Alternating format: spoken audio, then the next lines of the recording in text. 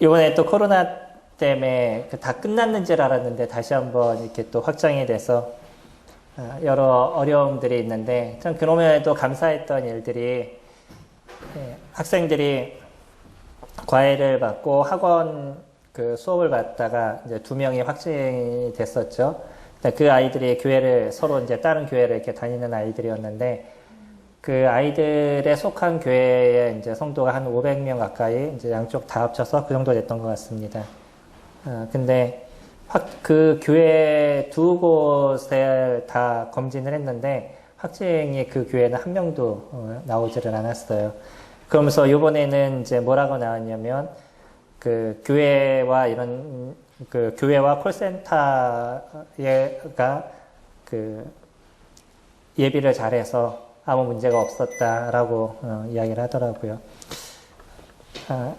그게 이제 저희들의 모습이다 생각이 됩니다. 또 때로는 잘못된 곳으로 인해서 또 교회가 욕을 먹는 부분들도 없지 않아 있지만 우리가 예배의 어떤 소중함과 이 일을 위해서 우리가 지켜야 될 기본적인 것들을 지켜나가게 될 때 하나님께서 도우시고 인도하시는 모습들이 있는 거죠. 제가 놀랐던 게 뭐냐면 그 교회들이 했던 일 중에 또 하나가 그 비닐 장갑을 다 쓰시고 예배를 드렸다고 하더라고요. 그냥 우리 손보다는 비닐 장갑을 꼈었을 때 바이러스가 더 일찍 죽는다, 뭐, 그러는 것 같습니다. 어쨌든 저희들도 저희가 지켜야 될 기본적인 일들을 잘 지켜가시면서 저희가 이루다 보면 우리가 예배를 드리는 데 있어서 큰 어려움이 없을 겁니다. 뿐만 아니라 주중에서도 조심하셔야 되는 건 오늘도 이제 감기 때문에 이제 몇 분이 참석을 못 하셨는데 저희가 감기에 걸려도 이제 고민하게 되잖아요. 특히 제가 감기 걸리면 고민이 많습니다. 그러다 보니까 그동안 안 먹던 영양제를 많이 챙겨 먹고 뭐 비타민 좀 챙겨 먹고 뭐 이런 시간들을 갖는데 성도님들 건강 많이 이렇게 잘 챙기셔서 저희가 예배 드리는데 어려움이 없도록 함께 해주시면 감사하겠습니다. 오늘 제 데살로니가 전서의 마지막 부분을 살펴보길 원합니다.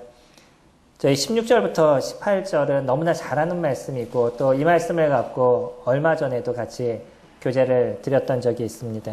근데 오늘은 데살로니가 전서라는 어떤 전체적인 부분을 통해서 그 속에 흐르고 있는 부분을 같이 교제를 드리고 있기 때문에 그러면 이 말씀들을 저희들에게 주신 이유들, 그러니까 이 교회가 온전함의 모습을 만들어가는 교회로서 그들이 갖고 있는 신앙생활에 대한 중심, 그런 부분들은 어떤 것을 만들어가고 있느냐, 또 어떻게 이루어가야 되느냐에 대한 부분을 저희들한테 이야기를 해주고 있습니다. 저희들이 잘하는 것, 항상 기뻐하라, 쉬지 말고 기도하라, 범사에 감사하라. 이것이 그리스도 예수 안에서 너희를 향하신 하나님의 뜻이다 라고 이야기를 하죠. 이러한 부분들을 잘 만들어가는 사람이 있고 못 만들어가는 사람들이 있죠. 그리고 아까 코로나에 대한 얘기를 잠깐 말씀을 드렸던 그 교회들의 모습, 거기 있는 사람들의 모습이 어떤지 저는 잘 알지 못합니다. 다만 똑같은 교회를 다닌다 할지라도 신앙생활을 하는 두 부류의 사람들이 존재를 하죠. 어떤 사람들은 자기의 유익을 위해서 교회를 다니는, 물론 뭐 모든 사람들이 개인의 유익적인 것을 배제하지는 않지만 중심적인 것이 자기를 위해서 교회를 나오는 사람이 있는가 하면 하나님을 위해서 교회를 나오는 그런 두 부류로 나눠지게 되죠. 자기를 위해서 나오는 사람은 오직 자신의 하나님께서 나에게 무엇을 도와주실까? 하나님께서 나에게 무엇을 채워주실까? 내 가정에 무엇을 줄까? 우리 아이들이 어떻게 될까? 이런 것만을 중심으로 교회를 참석하는 그런 신앙생활을 이루는 사람이 있는가 하면 한 부류는 하나님께 예배를 드리기 위해서 신앙생활을 하는 사람들이 있는 거죠. 다시 얘기하면 교회를 참석하는 그 이유가 나는 예배하는 자로서 하나님을 예배하기 위해서 오늘의 이 시간을 내가 주님께 드립니다 라는 마음으로 나오는 사람들, 그렇게 두 부류의 사람들로 나눠지게 되죠. 만약 나의 어떤 유익을 위해서 교회에 나오는 것이 중심이 돼버리면 이 사람의 그 신앙생활은 전적인 율법주의적인 삶을 살아갈 수밖에 없습니다. 저희가 율법은 귀한 것이라고 말씀을 드렸죠. 근데 문제가 뭐냐면 율법적인 게 문제입니다. 율법적이라고 얘기하는 거는 하나님이 얘기하신 그 율법을 하나님의 그 말씀을 따라서 살아가는 그런 율법이 아니라 그냥 그 지켜야 될 하나님께서 얘기하신 걸 지키지 않으면 문제가 발생하기 때문에 하나님이 말씀하신 것에 대한 중심이 아니라 그것을 지키면서 나에게 오게 될 유익들 그런 것만을 생각하게 되는 거죠. 그러니까 예배를 위해서 교회 가운데 나오는 것이 아니라 내가 교회를 참석하면 하나님께서 나에게 은혜를 베푸시겠지. 내가 어떤 섬김을 이루면 하나님께서 나에게 어떤 은혜를 베푸시겠지 라고 얘기하는 내가 무엇인가를 수고했기 때문에 때도 사망에 이르는 일들이 적지 않게 있다라는 얘기들도 많이 나옵니다. 중요한 건 뭐냐면 어떤 사람은 걸려도 그냥 감기처럼 그냥 지나가는 사람이 있는가 하면 어떤 사람은 그것으로 인한 고통과 아픔 때문에 너무나 힘들어하는 인생을 살아가는 분이 계셔요. 이번엔 무슨 일 때문인지 모르지만 연세 드신 아버지, 그 다음에 두 쌍둥이 그 형제가 같이 사는 그런 집이 있었습니다.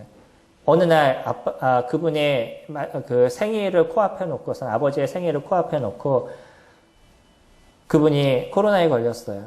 그래서 그분이 입원을 하게 되고 조금 지나서 형이 입원하고 동생도 입원을 했습니다. 근데 아버지가 결국 거기에서 돌아오지 못하셨어요. 부산에서 그 돌아가신 첫 번째 분이십니다. 그리고 그 셋째는, 그러니까 막내는 퇴원을 했는데 그 둘째 되는 그분은 아직도 병원에 있다라고 얘기를 하더라고요. 그분이 했던 얘기가 있습니다. 뭐라고 얘기했냐면 그 하루하루의 죽음의 공포에서부터 이게 너무나 힘들고 어려웠다는 거예요. 코로나가 우리는 단순하게 생각하지만 그곳에서 이 해결되지 않는 문제로 인해서 고통을 받는 사람들은 그것이 얼마나 힘들고 어려웠는지에 대해서 이야기를 합니다. 뭐 가슴을 쥐어짤 정도의 어떤 고통과 아픔이 있는 사람들이 계시기 때문에 그런 부분들이 해결되지 않으면 때로는 죽음에까지 나아가게 되는 거죠.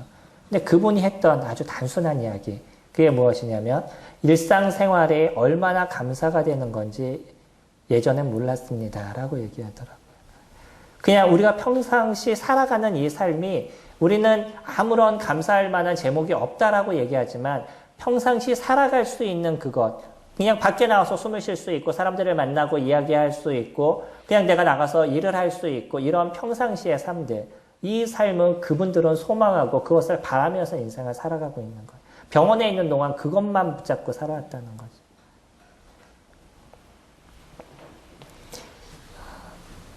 우리에게 있어서 우리가 살아가는 삶에 대해서 주님은 그렇게 표현하고 계시죠. 항상 기뻐하라, 쉬지 말고 기도하라, 범사에 감사하라. 이 감사가 거기서 나오는 것이 아닐까. 이건 생각인 겁니다. 주님은 우리에게 그렇게 얘기하셔요. 그러면서 이것이 무엇이라고 얘기하냐면 하나님의 뜻이라고 얘기를 하죠. 우리가 살아가는 삶이 하나님의 뜻 가운데 이루어지는 삶이 되어야 됩니다. 그것이 온전한 신앙생활을 이루는 사람들의 모습인 것이에요. 주님의 뜻을 이루기 위해서 우리는 예배 시간에 참석해서 주님을 경배하는 시간들을 가져가는 것이고요. 주님의 뜻을 이루기 위해서 우리는 주님 안에서 기뻐하는 삶을 살아가는 것이죠. 그리고 또 주님의 뜻을 이루기 위해서 우리는 감사하는 삶을 살아가는 것이에요. 이 감사가 우리는 뭔가 지금보다 좀 나은 것이 있었을 때 그때나 감사가 되지 그냥 평범한 삶을 살아가는 것이 우리에게 감사가 되지 않는다는 것. 근데 우리는 평상시에 날마다 감사할 수 있는 그것은 우리에게 주어진 그 그리스도의 그 은혜가 우리를 감싸는 삶을 살아갈 때잖아요. 아침에 눈을 떴을 때 내가 눈을 뜰 수 있다는 그 하나가 그리스도 안에서 이루어졌던 은혜의 삶을 오늘 하루도 살아갈 수 있다는 그 자체가 우리에게 있어서 감사가 되는 거죠. 예수 그리스도의 그 죽음의 보혈, 내가 그 죄에 대한 공포에 대한 것을 알지 못했다 그러면 아까 그 코로나를 얘기했던 그분처럼 그분은 그냥 일상생활을 살아갈 때 그것이 감사가 되지 않았을 거예요. 근데 우리가 이 죄에 대한 공포를 알게 되고 이 죄로 인해서 지옥의 형벌을 받는다는 것을 우리가 깨닫게 되는 순간, 그래서 이 죄의 문제를 해결하기 위해서 그렇게 노력하고 수고했지만 여전히 해결되지 않았던 그 많은 시간들이 우리 가운데 있었을 때 그리스도의 은혜가 우리에게 있어서 얼마나 크게 다가오겠어요. 저는 그나마 감사가 됐던 건 어릴 때 그런 것에 대한 고민을 너무 많이 했던 것 같아요. 6살 때 복음을 처음 듣고 그때부터 고민했던 건 지옥에 갈까봐 고민이 돼서 끊임없이 어떻게 하면 나는 구원을 받을까 이런 생각들을 계속적으로 하면서 살아왔었죠. 뭐 겉으로 내가 착한 삶을 살았던 건 아니라 할지라도 머릿속에선 계속 그 고민 속에서 어린 시절을 보냈던 것 같습니다. 그러다가 예수 그리스도 그분이 이루신 사역이 그냥 머리로 알았던 게 그분이 나를 위해서 죽으셨구나라는 걸 깨닫는 순간에 그 희열, 그 기쁨, 그거는 이루 말할 수 없는 거예요. 초등학교 4학년 애가 무엇을 알겠어요? 하지만 여전히 제 머릿속에 아주 강렬하게 남아있는 그 하나는 주님이 나를 위해서 죽으셨다는 그 하나가 깨달아지는 순간에 얼마나 많은 기쁨과 즐거움이 저에게 임했는지를 제가 아직도 잊지를 못해요. 이것이 우리가 일상생활에서 감사할 수 있는 삶을 살아갈 수밖에 없는 그런 이유인 거죠. 만약에 그리스도의 은혜를 우리가 알지 못하면 지금 얘기하는 것처럼 범사에 감사하라. 이게 쉽게 되시겠어요?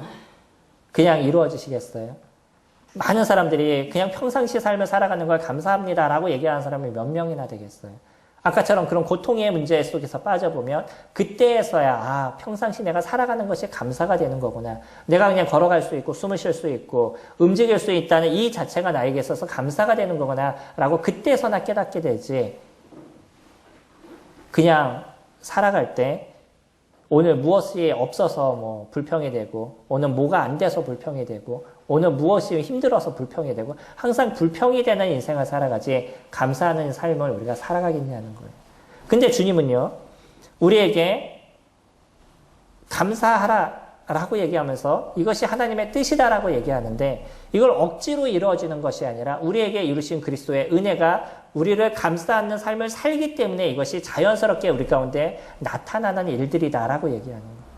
신앙생활을 말씀드릴 때 두 가지 부류가 있다라고 그랬죠. 한 분은 율법적으로 살아가는 그냥 생활을 이뤄가는 분인 거고 한 분은 참된 하나님을 경배하고 그분을 위해서 인생을 살아가는 그 두 부류의 모습인 거예요.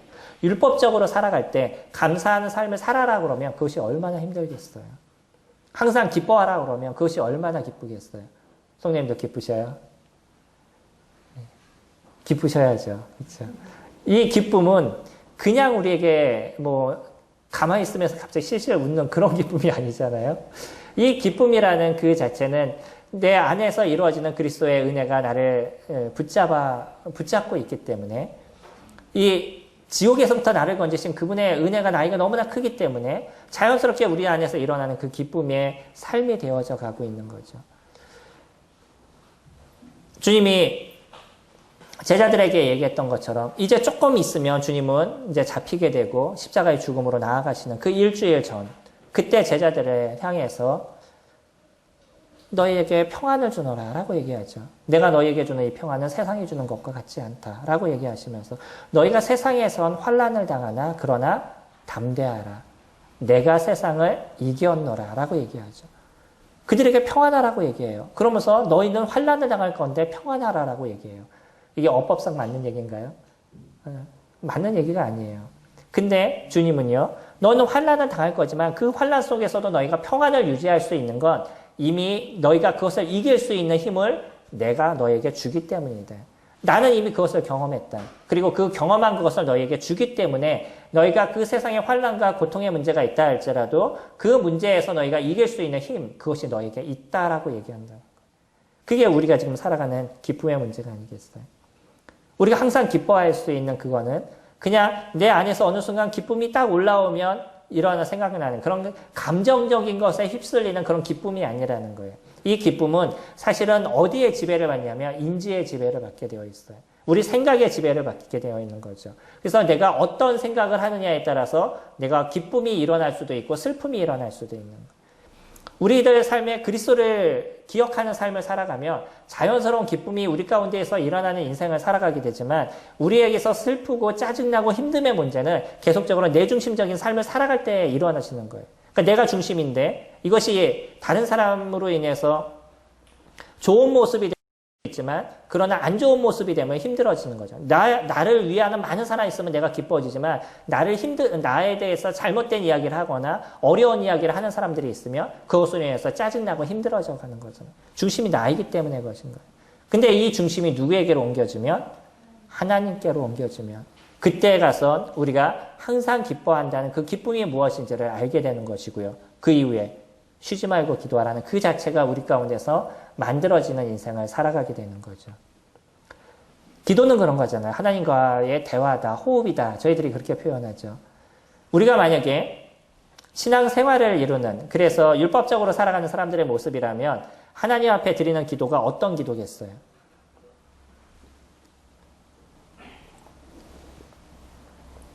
별 수 없이 시간을 맞춰서 안 하면 안 될 것 같으니까 억지로 하게 되고, 기도하다 보면 딴 생각하게 되고, 별 수 없이 짧게 기도하는데도 왜 그렇게 힘든지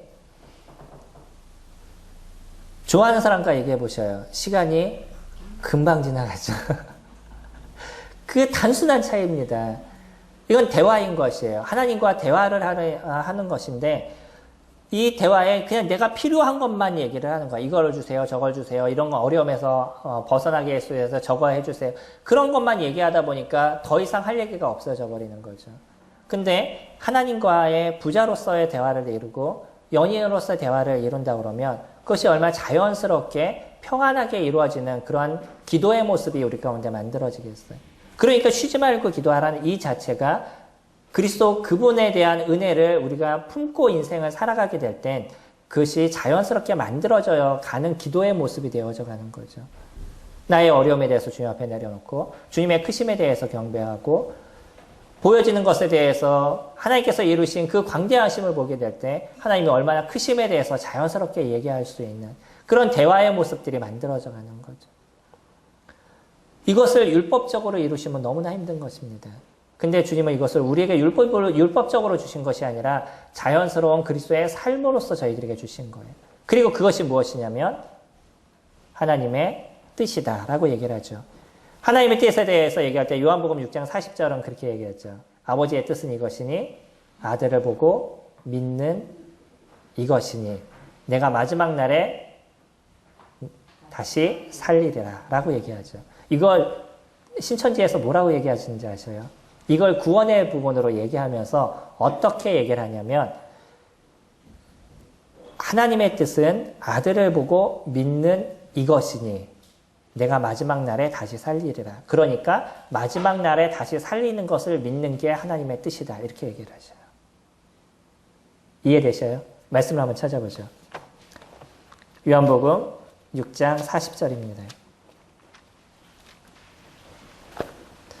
똑같은 얘기를 제가 말씀을 드렸어요. 근데 무슨 차이가 있는지 아시나요? 6장 40절 말씀 피고 보시면요. 내 아버지의 뜻은 아들을 보고 믿는 자마다 영생을 얻는 이것이니 마지막 날에 내가 이를 다시 살리리라 하시니라 라고 얘기를 하죠. 그러면 아버지의 뜻은 어느 거예요? 아들을 보고 믿는 자마다 영생을 얻는 이것. 여기서 끝나는 거죠. 원래 여기서 문법상 끝나는 겁니다. 그러니까 아버지의 뜻은 뭐냐면 아들을 보고 믿는 자마다 영생을 얻는 이것이에요. 그 다음에 하나님께서 우리에게 해주실 게 뭐냐면 마지막 날에 우리를 다시 살리시겠다는 것이죠. 그렇죠? 이게 문법상의 문맥상의 이야기입니다. 근데 이들은 그거를 어떻게 살짝 바꿔놨냐면 이를 다시 살리는 것을 믿는 것. 그것이 영생을 얻는 거다라고 얘기를 해요. 그래서 그 다시 살리는 것은 어디 가서 나오냐면 재림 때 예수님이 이 땅에 오신 그 재림 때에 대한 부분이고 그것을 다시 연결해서 이길 자가 있는데 이길 자가 누구냐면 땡땡땡이다 이렇게 표현을 하죠. 놀랍지 않으셔요? 아주 단순한 걸 살짝 바꿔서 모르는 사람들이 봤었을 때 아 그렇구나라고 그냥 넘어가 버리는 거예요. 우리가 성경을 그냥 문맥적으로만 잘 볼 수 있으면 그 말씀, 그 문맥 안에서 충분히 하나님의 얘기를, 하나님 말씀하시는 걸 저희들이 받아들일 수 있는데 그것을 조금만 바꿔서 말해도 내가 문맥적으로 성경을 보는 법을 모르면 이상하게 받아들이게 된다는 거예요. 하나님의 뜻은 그것입니다. 아들을 보고 믿는 것이에요. 그것이 첫 번째 하나님의 뜻이고 그 아들을 보고 믿는 자에게 영생을 부여해 주시는 게 하나님의 은혜의 삶인 거죠. 저희가 그런 하나님의 은혜의 삶을 알기 때문에 그 은혜 안에서 기쁨을 누리고 하나님께 기도하고 감사함의 삶을 저희들이 이뤄가게 되는 우리들의 살아가는 삶에 감사하시기 바랍니다. 성령님들에게 주어진 지금의 삶이 주님 주신 은혜의 삶인 것이에요. 그 삶을 내가 인정하지 못하면 나는 계속 어떤 삶을 살아야 되냐면 힘들고 고통스럽고 짜증나는 그런 인생을 내가 살아야 되는 거예요. 나는 왜 직장이 이래? 나는 왜 키가 이래? 나는 뭐 생긴 게 왜 이래? 나는 왜 몸이 왜 이래? 매일 나에 대한 어떤 어려움과 짜증과 힘듦의 부분들로 그런 인생을 살아갈 수밖에 없는 거죠. 그분이 주신 은혜가 어떤 건지 내가 자꾸 놓치는 삶을 살기 때문인 겁니다. 우리들의 신앙생활, 그거는요, 그리스도 그분 안에서 이루어지는 이루어진 기쁨과 기도와 감사의 삶이 자연스럽게 만들어져 나가는 거죠. 이 세 가지는 떨어져 있는 것이 아니에요. 함께 만들어져 가는 것이죠. 두 번째로 얘기할 때 성령을 소멸하지 말고 예언을 멸시하지 말고 범사에 하려 좋은 것을 취하고 악은 어떤 모양이라도 버려라 라고 이야기합니다. 우리 신앙생활에서 중요한 것 중에 또 하나의 모습은 뭐냐면 성령의 음성을 듣는 인생을 살아가야 된다라는 거죠.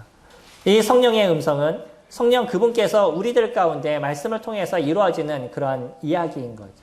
많은 사람들이 성령의 음성을 잘못 생각해서 꿈꾸다가 꿈에서 무엇인가를 보게 되면 성령님께서 나에게 이렇게 하라고 얘기하셨어요 라고 얘기하던, 길거리 가다 무슨 생각이 하나 딱 떠오르면 성령님께서 나에게 이렇게 말씀하셨어요 라고 얘기하시는, 물론 그럴 수도 있습니다. 우리는 사도행전이나 이런 곳에서 성령께서 그렇게 환상 중에 보이시고 그렇게 바울을 이끄시고 제자들을 이끄시는 모습을 보아왔어요. 근데 그때의 모습은 아직 성경이 완성되지 않았기 때문에 하나님께서 그들에게 특별하게 알려주실 수 있는 그러한 도구가 없었던 거죠. 그런 성경이 없었던 거예요. 근데 지금은요, 성경을 통해서 충분히 우리 가운데 그분의 뜻과 그분이 우리들이 해야 될 일의 원리를 충분히 얘기해 줄 수도 있는 것이 지금은 저희들 손에 놓여져 있습니다. 그러니까요, 예언의 말씀이 우리들 안에서, 그러니까 하나님의 말씀이 우리들 안에서 성령의 뜻을 충분히 알려주시는 길을 저희들이 이뤄가게 되는 거죠. 우리는 성령의 음성을 따라서 살아가는 그런 존재가 되어야 됩니다. 그렇기 때문에 무엇을 대하셔야 되겠어요? 성경을 보셔야 되겠죠. 성경을 보지 않으면서 우리가 하나님의 뜻을 따라 살아가겠다, 하나님의 음성을 듣는 삶을 살아가겠다라고 얘기하는 건 잘못된 모습들이 되어져 갈 수밖에 없습니다. 여기는 그런 표현을 써요. 성령을 소멸하지 말고. 성령이 소멸되나요? 이거는 우리 성령 충만에 대한 것을 얘기하는 갈라디아서 말씀과 동일한 얘기인 거죠. 성령 하나님이 우리 안에 계신데 그분이 축소된다는 것이 아니라 성령의 음성을 따라서 살아가는, 성령의 지배를 받는 삶이 축소된다는 것을 이야기하고 있어요. 그것을 소멸시키지 말아라 이렇게 얘기하고 있는 거죠. 성령님께서는 우리 안에서 소멸되는 존재가 아니시고 우리가 그 성령의 지배를 받는 것에 대해서 자꾸 소멸되는 인생을 살아가기 때문에 이 성령의 성령을 소멸시키지 말아라 라고 표현해요. 그러면서 예언을 멸시하지 말고 라고 이야기를 하죠. 우리 신앙의 모습을 잠깐 이렇게 생각해 보면 사람들이 신앙생활이 점점 좋아져가는 길은 몇 단계가 있다라고 보여집니다. 그게 잘 이루어지거나 단계를 잘 밟은 사람은 신앙이 아주 탄탄한 길을 가게 돼요.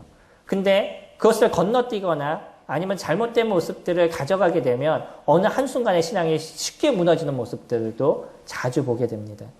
저희 신앙에 있어서 제일 중요한 것이 무엇이겠어요? 아까 말씀드렸던 예배의 모습이 우리가 잘 이루어지고 있냐는 거죠.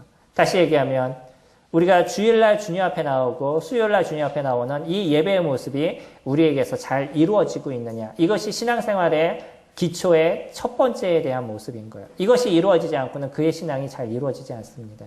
아무리 어떤 일을 잘하는 모습이 되어도 그렇게 주일날 주님 앞에 예배하는 게 중심이 되지 않는다는 것은 그 사람의 삶에 무엇이 중심이 되냐면 자기중심적인 모습들을 많이 가져가고 있다는 거예요. 많은 사람들을 지켜보는데 아주 열정적으로 섬기고 진짜 많은 일들을 이루었던 사람임에도 불구하고 그 사람이 한 가지 문제가 있었던 게 뭐냐면 주일날, 토요일날까지 너무 열심히 일을 하고 주일날 일어나지 못해서 못 나오는 경우가 종종 발생해요. 제가 그분을 옆에서 계속 지켜보면서 그가 갖고 있는 중심이나 이런 게 너무나 좋아요. 근데 문제는 뭐냐면 주일날 자꾸 빠져요.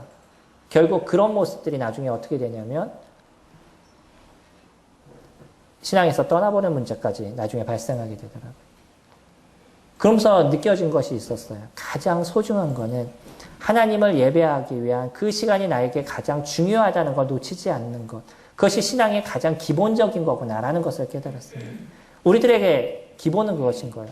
그리고 나서 이루어지는 게 뭐냐면 개인적으로 하나님과 만나는, 개인적으로 하나님을 묵상하는 시간들이 잘 이루어져 가고 있냐는 거예요. 그거는 성경 공부와 많은 것이 같이 어울려져 나가겠죠. 하지만 내 스스로 하나님의 말씀을 받을 수 있고 하나님의 말씀을 내가 섭취할 수 있는 그런 힘들을 계속 키워가고 있냐는 거예요. 이것이 주기적으로 만들어져 갔었을 때 그의 신앙은 기초가 잘 잡혀져 가게 되어 있어요. 그냥 성경을 읽는 것이 아닙니다. 우린 잘 기억해야 돼요. 내가 오늘 성경 2장을 읽었어. 오늘 3장을 읽었어. 그리고 1년 동안 난 다 읽었어. 그랬다고 그 사람의 신앙이 커져가는 것은 아니라는 거예요. 읽는다는 건 뭐냐면 그 읽은 걸 갖고 내가 어떻게 생활해 나가냐는 거예요. 오늘 읽은 말씀을 통해서 나는 어떤 삶을 살아가겠냐는 거예요. 성경은 읽었어요. 좀 이따 물어보면 하나도 몰라요. 그러면서 하는 얘기는 나 읽었다는 거죠. 물론 안 읽는 것보단 낫겠죠. 그러나 성경을 읽었다는 것은 그 읽은 말씀이 나를 지배하는 삶을 살아가야 된다는 거예요. 이게 성령의 이끄심을 받는 삶인 거죠. 성령을 읽었는데 거기에 대한 지배를 하나도 받지 않아요. 그럼 성경을 왜 읽는 거예요? 그냥 알기 위해서? 그리고 세 번째로 연결되는 게 그렇게 하나님의 말씀을 읽고 하나님께서 하시는 일들에 대해서 내가 깨닫게 되니까 그 다음에는 주님의 일을 위해서 자기가 헌신하는 일들을 이뤄가죠. 섬김의 일들을 이뤄가는 것들. 어떤 사람은 그냥 처음부터 섬김의 일들을 이루어요. 그래서 일을 열심히 하니까 성도님들을 보면서 저 형제는 진짜 좋아, 저 자매는 진짜 좋아, 어떻게 저렇게 열심히 섬길 수 있어 하고 얘기하는데 막상 그에게는 기초가 없어요. 하나님을 예배하는 부분들 아니면 스스로가 하나님의 말씀을 섭취하고 성령의 그 음성을 듣는 시간이 그에게 없어요. 그러다 보니까 열심히 일하는데 여전히 불평과 불만과 힘듦과 짜증이 놓여져 있고 그러다 어떤 문제가 생기면 그냥 모든 걸 한순간에 딱 놔버리는 이런 일들이 발생하게 되죠. 이 기초를 우리가 잘 잡아야 됩니다. 그것이 이루어지지 않으면 아무리 여러 가지를 섬기고 한다 할지라도 바라보는 입장에서 계속 불안할 수밖에 없어요. 어느 순간에 넘어질까 봐 힘든 마음으로 쳐다볼 수밖에 없습니다. 잘 이루시기 바랍니다. 우리는 성령의 음성을 따라서 사는 존재들이에요. 그냥 하나님의 음성을 듣는 시간들을 저희들이 가져가지 않으면 우리가 바른 신앙생활을 이뤄갈 수가 없습니다. 그래서 바울도 이 마지막에 그 표현을 쓰고 있어요. 성령을 소멸하지 말고 예언을 멸시하지 말고 범사에 헤아려 좋은 것을 취하라는 것. 하나님의 말씀을 내가 알게 되니까 그 다음의 삶은 무엇을 변하겠어요? 나의 인생에 좋은 것들, 하나님께서 얘기하시는 온전한 것들, 그것을 취하는 인생을 살아가게 되는 거죠. 어떤 일이 있으셔도 주님을 예배하는 일들에 있어서 놓치지 않는 인생을 사시기 바랍니다. 그것을 소중하게 여기시고요. 그 시간들을 소중하게 여기시기 바랍니다. 이거는 그냥 내가 말씀 시간에 참석해서 어떤 얘기를 하나 듣는 그거하고는 다른 것이에요. 하나님께서 이 교회를 세우셨다 그러면 최소 이 말씀 예배를 통해서 우리의 성도님들에게 하실 이야기를 주님께서 이야기하시는 거예요. 만약에 메신저가 잘못됐다 그러면 주님께서 그 메신저를 내리실 겁니다. 그건 성도님들이 하셔야 될 기도의 모습인 거예요. 잘못된 메신저가 세워지고 잘못된 그 목회자가 세워지고 잘못된 말씀을 선포하는 사람들이 세워진다면 성도님들이 그 일을 위해서 기도하셔야 될 것이고 하나님께서 그것을 정리해 나가실 거예요. 최소 듣는 자의 입장에선 오늘 하나님이 나에게 무엇을 얘기하실지를 귀 기울여 들으셔야 되고